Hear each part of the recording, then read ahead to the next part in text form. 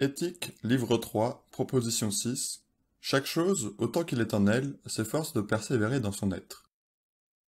Cet effort de persévérance s'appelle le conatus. Ce que nous dit Spinoza, c'est que tout ce qui existe, que ce soit un atome de carbone, un caillou, une plante, un animal ou un homme, ou je ne sais quoi, l'intégralité de cette chose est dédiée au conatus. Tout ce qu'elle est et tout ce qu'elle fait est dédié à cet effort de persévérance dans l'être. Attention, ça ne signifie pas que cet effort est conscient et qu'un caillou établirait des stratégies de persévérance dans l'être. C'est uniquement de fait que les choses s'efforcent de persévérer dans l'être. Bien entendu, les conatus de chaque chose sont très différents les uns des autres. De plus, il s'agit bien d'un effort, pas d'un résultat. Donc on peut échouer. Et c'est en fait ce qui arrive pour toute chose, puisque toute chose finit par disparaître.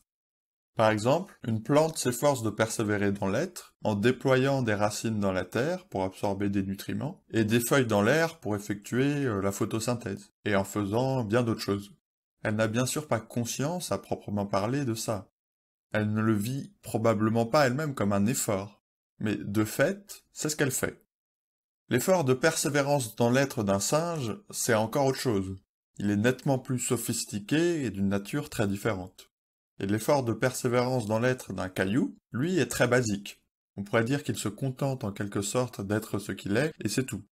Et évidemment, le conatus de l'homme est le conatus le plus sophistiqué. Il est très important de saisir l'aspect totalisant du conatus.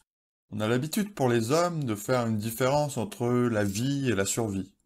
Et puis on hiérarchise aussi les besoins. Vous avez sans doute entendu parler de la pyramide de Maslow, par exemple.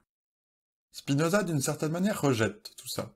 Pour lui, que vous soyez en train de respirer, de chasser un mammouth avec votre tribu, de regarder une vidéo sur YouTube sur Spinoza ou de planter des fleurs, dans tous les cas, vous êtes en train de vous efforcer de persévérer dans l'être. Alors normalement, vous avez cette question qui vous vient à l'esprit. Quelqu'un qui se suicide s'efforce-t-il de persévérer dans l'être? Et c'est une excellente question. La réponse est oui. On ne va pas pouvoir expliquer pourquoi dans cette vidéo, puisque c'est un problème de connaissance.